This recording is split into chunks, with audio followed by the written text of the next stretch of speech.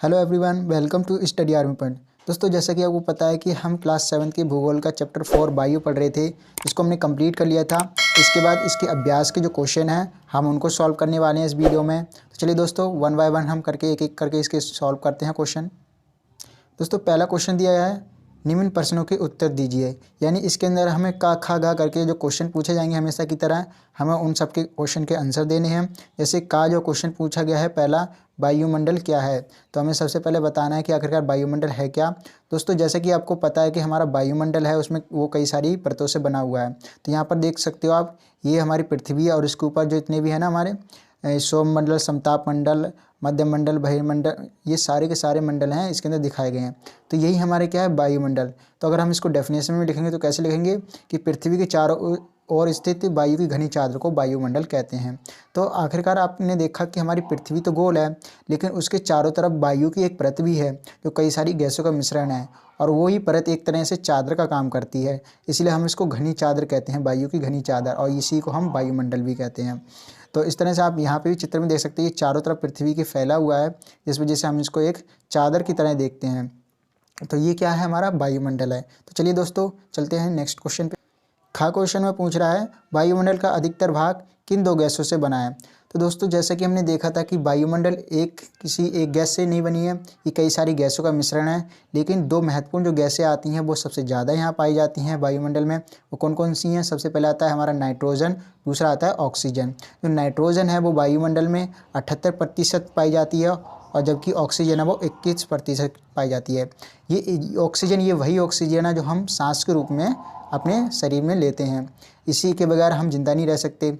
और जो नाइट्रोजन होती है वो काफ़ी ज़्यादा पोषक तत्व जो पौधे होते हैं उनको चाहिए ये, ठीक है। जितने भी हरे पादप होते हैं उनको ये अपने भोजन बनाने के लिए बहुत ज़्यादा उपयोगी होती है। इस तरह से नाइट्रोजन और ऑक्सीजन ये दोनों ही महत्वपूर्ण गैसें हैं और हमारे वायुमंडल में प्रचुर मात्रा में पाई जाती हैं। चलिए दोस्तों, चलते हैं नेक्स्ट क्वेश्चन पे। क्वेश्चन घ, वायुमंडल में कौन सी गैस हरित गृह प्रभाव पैदा करती है। तो इसका आंसर हमारा है कार्बन डाइऑक्साइड। लेकिन ये किस तरह से हरित गृह प्रभाव पैदा करती है, ये आपकी बुक में जो क्वेश्चन वहाँ पर एक बॉक्स दिया हुआ है वहाँ पर अच्छे से बताया गया है। तो चलिए दोस्तों, वहाँ पर दोबारा चलते हैं। देखिए दोस्तों, यहाँ पर ये जो बॉक्स है, क्या आप जानते हैं इसके अंदर लिखा हुआ है? तो इसको पढ़ के देखते हैं कि आखिरकार कार्बन डाइऑक्साइड होती है वायुमंडल में किस तरह से ग्रीन हाउस गैस मतलब ग्रीन हाउस प्रभाव पैदा करती है। तो कार्बन डाइऑक्साइड वायुमंडल में फैलकर पृथ्वी से विकिरित ऊष्मा को पृथ्वी पर रोककर ग्रीन हाउस प्रभाव पैदा करती है, इसलिए इसे ग्रीन हाउस गैस भी कहते हैं। तो यहाँ पर ये किस तरह से विकिरित करती है, देखो अभी हम चित्र के माध्यम से समझेंगे, लेकिन इसको हम क्या कहते हैं, इसको ग्रीन हाउस गैस भी कहते हैं, ठीक है। तो इससे हुआ क्या कि इसके अभाव में धरती इतनी ठंडी हो जाती है कि इस पर रहना असंभव होता है। किंतु जब कारखानों एवं कार के धुएं से वायुमंडल में इसका स्तर बढ़ता है, तब इस ऊष्मा के द्वारा पृथ्वी का तापमान बढ़ता है। इसे भूमंडलीय तापन यानी कि ग्लोबल वार्मिंग कहते हैं, ठीक है। तो जब ये ज़्यादा गैस हो जाती है वायुमंडल में, तो इससे क्या होता है, पूरी पृथ्वी का तापमान तेज़ी से बढ़ने लगता है, जिससे हम क्या कहते हैं, ग्लोबल वार्मिंग या फिर भूमंडलीय तापन कहते हैं। तापमान में वृद्धि के कारण पृथ्वी के सबसे ठंडे प्रदेश में जमी हुई बर्फ़ पिघलती है, जिसके परिणाम स्वरूप समुद्र के जल स्तर में वृद्धि होती है। तो सबसे ठंडे प्रदेश कौन से होते हैं, हमारे उत्तरी ध्रुव और दक्षिणी ध्रुव। तो वहाँ की जब बर्फ़ पिघलेगी तो क्या होगा, बर्फ जो हमारा समुद्र है उसका जल बढ़ेगा। जल बढ़ने का मतलब है उसके जल स्तर में वृद्धि होना, जिससे तटीय क्षेत्रों में बाढ़ आ सकती है, ठीक है। और इसी के साथ साथ क्या होगा, जब ये लंबे समय तक होगा तो इससे जलवायु परिवर्तित हो जाएगी, जिससे पौधे और पशुओं का लुप्त होना संभव है, क्योंकि उनके रहने के लिए जो अनुकूल परिस्थितियां हैं वो नहीं होंगी। देखिए, यहाँ हरित गृह प्रभाव के बारे में बताया गया है कि किस तरह से जो सूर्य किरणें होती हैं वो आती हैं हमारी पृथ्वी पर आने के बाद क्या होता है कि हमें सूर्य किरणों से क्या मिलती है, गर्मी मिलती है, ठीक है, ऊष्मा मिलती है, जिससे हम गर्माहट महसूस करते हैं, ठीक है। लेकिन दिन के समय तो आती हैं, लेकिन रात में जब ये सूरज ढल जाता है तो हमें ठंड लगनी चाहिए, लेकिन नहीं लगती है। इसका कारण क्या है कि जो सूर्य की किरणें आई थी, इसकी जो ऊष्मा थी, ये पृथ्वी पर कैद हो जाती है। ये किसकी वजह से होती है, कार्बन डाइऑक्साइड की वजह से। ये चारों तरफ वायुमंडल में फैली होती है, जो कि वहाँ जो ऊष्मा आती है उसको ये ट्रैप कर लेती है, कैद कर लेती है और बाहर जाने नहीं देती है। कुछ तो ऊष्मा चली जाती है, लेकिन सारी ऊष्मा नहीं जाने देती है, और कुछ ऊष्मा अपने पास रोक लेती है। यही कारण है कि हम रात में ठंड से जमने से बच जाते हैं। लेकिन अगर कार्बन डाइऑक्साइड की मात्रा ज़्यादा बढ़ जाती है तो ये सारी ऊष्मा को ज़्यादा से ज़्यादा ऊष्मा कैद करने की कोशिश करेगी, जिससे क्या होगा, हमारी पृथ्वी का तापमान बहुत ज़्यादा हाई हो जाएगा, बढ़ जाएगा, और हमारे लिए बहुत ज़्यादा नुकसानदेह हो सकता है। इससे क्या होगा, इससे हमारे जो पृथ्वी पे उत्तरी ध्रुव और दक्षिण ध्रुव है वहाँ पर जो बर्फ़ जमी हुई है, ग्लेशियर्स हैं, वो पिघलने लगेंगे। उससे क्या होगा, समुद्र जल का जलस्तर बढ़ेगा। अब जलस्तर बढ़ेगा तो कुछ ऐसे द्वीपीय देश है बिल्कुल समुद्र में ही हैं, वो डूब जाएंगे। इससे क्या होगा, बहुत ज़्यादा नुकसान हो सकता है। और ज़्यादा गर्मी पड़ने से क्या होता है, कुछ वनस्पतियाँ तो हो ही नहीं पाएंगी। आपने देखा होगा कि जहाँ पर रेगिस्तान होता है वहाँ बहुत गर्मी पड़ती है। अगर ऐसा होता रहा तो वहाँ पर और भी तेज़ गर्मी पड़ेगी, और जो वनस्पतियाँ वहाँ आज तक होती आई हैं वो भी नहीं हो पाएंगी। तो हरित गृह प्रभाव को रोका जा सकता है कैसे, कार्बन डाइऑक्साइड का उत्सर्जन कम करके। ये पैदा कहाँ होती है, जब भी हम जीवाश्म ईंधन जलाते हैं, जैसे कोयला हो गया, इसको जलाने से ये कार्बन डाइऑक्साइड पैदा होती है। इसी तरह से कार के धुएं से इस तरह से ये निकलती है कार्बन डाइऑक्साइड। तो इन चीज़ों को कम करके हम ये कार्बन डाइऑक्साइड को कम कर सकते हैं, जिससे हमारा पृथ्वी का तापमान समान बना रहे। इस तरह से हमारा हो गया ग्रीन हाउस गैस वाला। अब घा जो बताया गया है इसके अंदर पूछ रहा है बस मौसम किसे कहते हैं। तो आपने देखा था मौसम और जलवायु वाले पॉइंट में कि मौसम किसे कहते हैं। मौसम हमेशा बदलते रहता है, ये दिन प्रतिदिन या फिर प्रत्येक कुछ घंटों में ही बदल जाता है। कहीं आपने देखा होगा कि अचानक बारिश होने लगती है, तो कहीं एकदम से मतलब एकदम साफ मौसम होता है, और कुछ जगह आप देखोगे कि बर्फ़ ही पड़ती रहती है हमेशा। तो ये मौसम के हिसाब से होता है। तो किसी विशेष स्थान पर निश्चित समय में वायुमंडल की स्थिति को मौसम कहते हैं। और यहाँ पर बताया गया वायुमंडल की स्थिति, यानी वहाँ का वायुमंडल जिस तरह का होगा उस स्थान पर और उस समय में, उसी हिसाब से वहाँ का मौसम होगा। अगर वायुमंडल में बहुत ज़्यादा गर्म मतलब कि बहुत ज़्यादा उष्मा है तो वहाँ गर्मी पड़ रही होगी। अगर वहाँ पर बहुत ज़्यादा ठंडाहक है तो वहाँ पर सर्दी पड़ रही होगी। इसी तरह से अलग अलग तरह के जो मौसम होते हैं वो वायुमंडल की जो स्थिति होती है उस पर निर्भर कहते हैं। ठीक है, तो किसी विशेष स्थान पर निश्चित समय में वायुमंडल की स्थिति को मौसम कहते हैं। आई होप आपको समझ आया होगा। चलिए दोस्तों चलते हैं नेक्स्ट क्वेश्चन पे। क्वेश्चन 4, वर्षा के 3 प्रकार लिखें। दोस्तों वर्षा के अभी हमने बुक में पढ़ा था कि 3 प्रकार होते हैं। वो कौन कौन से होते हैं, संवहनीय वर्षा, पर्वतीय वर्षा और चक्रवातीय वर्षा। जो चक्रवातीय वर्षा होती है वो तो चक्रवातों के कारण होती है, चक्रवात बनते हैं बहुत ज़्यादा और ऊपर क्या होता है, बहुत ज़्यादा बारिश करती है। पर्वतीय वर्षा कब होती है, जब बादल पर्वतों से टकरा जाते हैं और वहाँ पर बहुत ज़्यादा उनकी जल धारण करने की क्षमता कम हो जाती है, वो ठंडे होकर क्या होते हैं, बारिश करने लगते हैं। संवहनीय वर्षा में क्या होता है, किसी स्थान पर अगर ये कोई जल का स्रोत है, यहाँ पर क्या हो रहा है कि सूर्य किरणें पड़ रही हैं, अभी जल वाष्प बनकर क्या करेगा, ऊपर बादल बनाएगा, बादल बना के बारिश करेगा। और यहाँ पर जो निम्न दाब क्षेत्र बन गया था, क्योंकि यहाँ पर बाष्पीकरण हो रहा है, तो बाष्पीकरण की जगह लेने के लिए दूसरी ओर से क्या होगा, वायु आएगी उच्च दाब क्षेत्र से, जिससे क्या होगा कि यहाँ पर दोबारा वायु आ जाएगी, ये दोबारा ऊपर जाएगी, तो ये बारिश होती रहेगी। एक चक्र बन जाएगा कि निम्न दाब क्षेत्र ये बन रहा है यहाँ पर, अब यहाँ पर उच्च दाब क्षेत्र इधर आसपास है। उच्च दाब क्षेत्र से वायु हमेशा निम्न दाब क्षेत्र की चलती है। तो यही कारण है कि ये पूरा चक्र जो है इस तरह से बनता रहेगा। ठीक है, तो ये बनता रहेगा और बारिश होती रहेगी। तो ये संवहनीय वर्षा इसीलिए इसको कहते हैं, क्योंकि घूम घूम के होती रहती है। तो संवहनीय वर्षा पर्वतीय वर्षा होती है जो पर्वतों से होती है, और चक्रवातीय वर्षा जो चक्रवातों से होती है। अच्छा, वायु दाब क्या है दोस्तों। वायु दाब क्या होता है कि वायु जितनी भारी होगी उतना ही उसका दाब ज़्यादा होगा। ठीक है, तो अगर हम डेफिनेशन में लिखें तो कैसे लिखेंगे, पृथ्वी की सतह पर वायु के भार द्वारा लगाया गया दाब वायु दाब कहलाता है। अब भार कहाँ पे ज़्यादा होगा, कहाँ पे कम होगा, अभी हमने देखा कि जहाँ पे वायु ज़्यादा ठंडी होगी वहाँ पर उसका भार ज़्यादा होगा, लेकिन जहाँ पर वायु ज़्यादा गर्म होगी वहाँ पर उसका दाब बहुत ज़्यादा कम होगा। यही वजह है कि वायु जो होती है हमेशा उच्च दाब क्षेत्र से निम्न दाब क्षेत्र की ओर चलती है। जैसे अगर हम इसके दाब को मतलब इसका जो दाब होता है, इसकी पावर होती है, इसको हम जान सकते हैं कैसे। आपने देखा होगा कि बोतल होती है, उसको हम क्रश कर देते हैं, क्रश करने के बाद इस तरह से पिचक जाती है। अब हम जब इसके अंदर फूंक मारेंगे ढक्कन खोल के तो दोबारा फूल जाएगी। ये क्या कारण है कि दोबारा फूल जाती है, क्योंकि हम जैसे ही वायु में फूंक मारते हैं तो जो वायु होती है इसके अंदर भर जाती है और इसकी दीवारों पे क्या करती है, दबाव डालती है कि भाई तुम बाहर जाओ।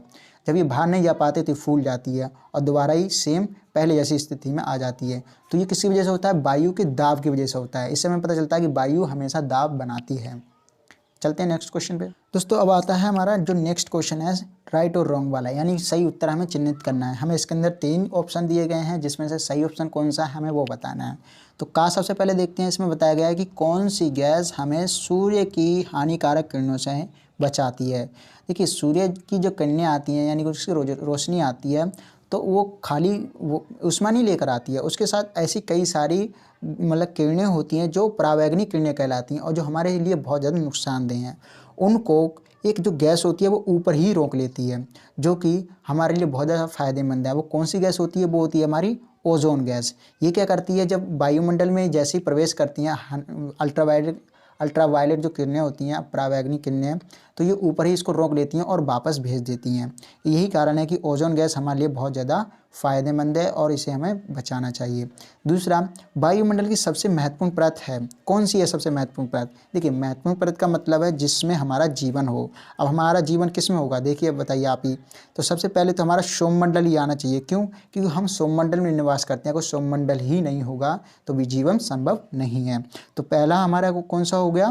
पहले का ओजोन, दूसरे का सौरमंडल। सौरमंडल में सारी घटनाएं होती हैं, मौसमी घटनाएं, हम रहते हैं, पहाड़ पर्वत, नदी, तालाब, सब कुछ सौरमंडल में ही कहलाते हैं। वायुमंडल की निम्न परतों में से कौन सी बादल विहीन है, यानी कौन सी परत में बादल नहीं बनते हैं? तो हमने देखा था कि सौरमंडल के जस्ट ऊपर वाली जो परत होती है उसमें बादल नहीं बनते हैं। वो कौन सी होती है? समताप मंडल। समताप मंडल यानी कि यहाँ पर बिल्कुल समान तापमान रहता है और मतलब बिल्कुल साफ रहता है, जिसकी वजह से यहाँ पर क्या होता है, जो हवाई जहाज होते हैं वो उड़ाने के लिए एकदम अनुकूल स्थितियाँ होती हैं। तो बड़े बड़े प्लेन कहाँ उड़ते हैं? समताप मंडल में ही उड़ते हैं। इसके बाद आता है कि वायुमंडल की परतों में जब हम ऊपर जाते हैं तब वायु दाब क्या होता है, घटता है या बढ़ता है? तो हमने देखा कि सबसे ज़्यादा वायु दाब होता है समुद्र तल पे, और जैसे जैसे हम ऊपर जाते हैं तो वो घटता जाता है। तो हमारा आंसर क्या होना चाहिए? घा का दूसरा। क्यों? क्योंकि जैसे जैसे हम ऊपर जाते हैं वायुमंडल में जो हमारा वायु दाब होता है वो घटता जाता है। इसके बाद आता है चा। चा में क्या बता रहा है कि जब वृष्टि तलर रूप में पृथ्वी पर आती है तो उसे हम कहते हैं, वृष्टि का मतलब होता है, वृष्टि मतलब बारिश, ठीक है। जब तरल रूप में आती है, तरल का मतलब हो गया बिल्कुल पानी जैसी, तो हम उसको क्या कहेंगे? वर्षा ही तो कहेंगे, क्योंकि तरल रूप में आ रही है इसका मतलब वर्षा होगी। अगर वो किसी मतलब बर्फ़ के रूप में आती, ठीक है, तो उसको क्या कहते हैं? हम हिमवृष्टि कहते हैं, ठीक है, जो बर्फ़ के रूप में आती है। तो यहाँ पर हम सीधा सा आंसर लिखेंगे वर्षा। तो ये तो हमारे हो गए क्वेश्चन आंसर जो कि हैं राइट और रॉन्ग वाले। इन तीनों में से हमें एक सही देना था। तो पहले का हमारा ओजोन था, दूसरे का सौरमंडल, तीसरे का समताप मंडल और चौथे का क्या हो गया था हमारा? घटता है, ठीक है। हम ऊपर जाते हैं तो हमारा जो वायु दाब वो घटता है। और चौथे का क्या हो गया हमारा? कि तरल रूप में पृथ्वी पर आती है, तो वो क्या है? वर्षा। नेक्स्ट क्वेश्चन जो है हमारा, स्तंभों को मिलाकर सही जोड़े बनाइए। इसके अंदर हमें क्या करना है? इन चारों में से इनका मेल इन 6 में से कौन सा है वो हमें मिलाना है। तो ये यहाँ पर हमें 2 ज़्यादा एक्स्ट्रा दिए गए हैं, लेकिन 2 बच जाएंगे जब हम इनका मिलान करेंगे, ठीक है। तो हम देखते हैं कि आखिरकार व्यापारिक पवनें होती क्या हैं। तो सूर्य से आने वाली ऊर्जा नहीं, ये नहीं होगा। मौसमी पवनें, हाँ, और पवन की क्षैतिज दिशा नहीं, ओजोन परत नहीं, ये भी स्थायी पवनें, ठीक है। तो व्यापारी पवनें क्या होती हैं? हमेशा बहती रहती हैं, तो इसीलिए इनको स्थायी पवनें कहते हैं। स्थायी का मतलब हो गया परमानेंट, परमानेंट जो हमेशा बहती रहती हों, इसीलिए इनको व्यापारिक पवनें कहते हैं। व्यापार की पवनें का मतलब हो गया जब पहले हवाई जहाज होते थे तो वो पवनों की दिशा में चलते थे, तो लोग व्यापार बाहर से करने आते थे तो वो जिधर पवन बहती थी उसी हिसाब से वो उसी टाइम निकलते थे और पवनों की दिशा में आगे बढ़ते रहते थे, इसलिए इनका नाम व्यापारिक पवनें भी पड़ गया। और ये हमेशा बहती है इसलिए इनका नाम स्थायी पवन भी है। तो ये तो हो गया हमारा पहला, काका हो गया हमारा 5th।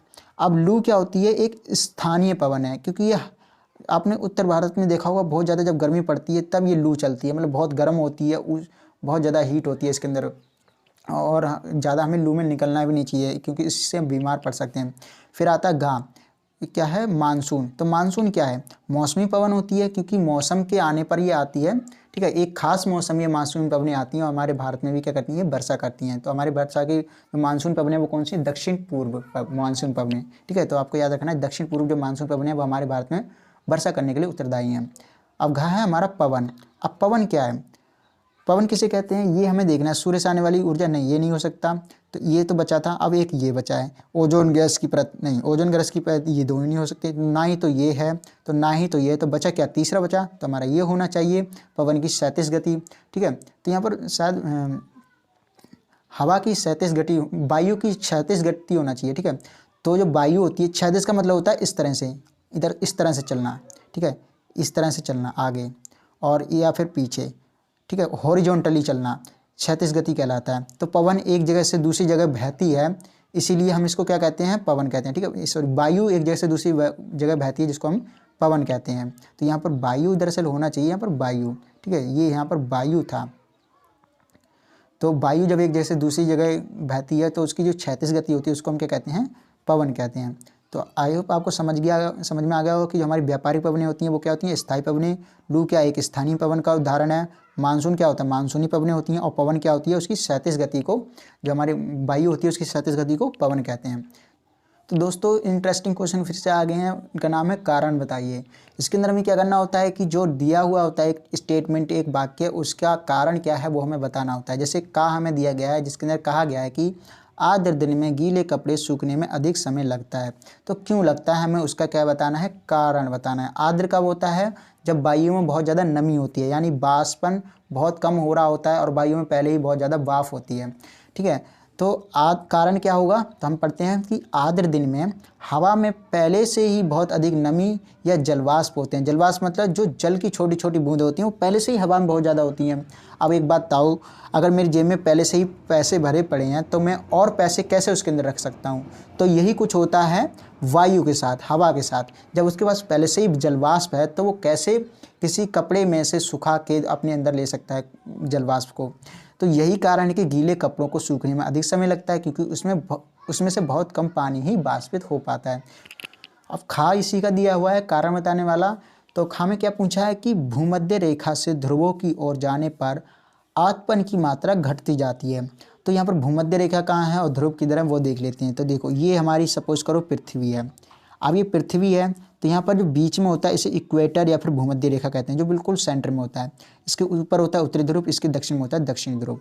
तो यहाँ पर क्या होता है कि ये पूछ रहा है कि जब हम भूमध्य रेखा से इस तरफ जाते हैं, यानी ध्रुवों से, चाहे उत्तरी ध्रुव हो चाहे दक्षिण ध्रुव, इस तरफ जाते हैं तो जो हमारा आतपन होता है वो घटता जाता है। तो अब ये देख लेते हैं आतपन में क्या होता है। आतपन होता है क्या है कि सूर्य से आने वाली भय ऊर्जा जिसे पृथ्वी रोक लेती है, आतपन कहलाता है। ये बिल्कुल उसी की तरह से है जिस तरह से हमने ग्रीन हाउस प्रभाव के बारे में सुना था कि सूर्य से जो ऊर्जा आती है वो पृथ्वी पर रुक जाती है, वो एक तरह की ऊष्मा होती है जो कि पृथ्वी पर ही रह जाती है। अब ये अलग अलग जगह पे अलग अलग होती है, जहाँ पर ज़्यादा सूर्य किरणें होंगी वहाँ पर ज़्यादा होगी। तो यहाँ पर देखिए ये सपोज करो ये सूर्य है। अब ये सूर्य से यहाँ पर आ रहा है 90 डिग्री पे तो सबसे ज़्यादा किरणें पड़ रही हैं, लेकिन यहाँ पर जब ये जाएगी तो 45 डिग्री पे कम किरणें पड़ेंगी, यहाँ पर सबसे लास्ट में और कम पड़ेंगी। तो यही होता है दक्षिणी ध्रुव में। इसी वजह से क्या होता है कि जो इक्वेटर होता है यानी कि भूमध्य रेखा होती है, यहाँ पर सबसे ज़्यादा गर्मी पड़ती है, और जो ये उत्तरी ध्रुव दक्षिणी ध्रुव होते हैं यहाँ पर बहुत कम रोशनी पहुँच पाती है, जिससे वहाँ पर बर्फ़ जमी रहती है हमेशा। तो इसका हम कारण भी बता देते हैं फिर से डेफिनेशन में कि भूमध्य रेखा पर सूर्य किरणें सीधी पड़ती हैं, जबकि भूमध्य रेखा से ध्रुवों की ओर जाने पर सूर्य किरणें तिरछी होती जाती हैं, जिससे ध्रुवों पर कम ऊर्जा पहुंच पाती है।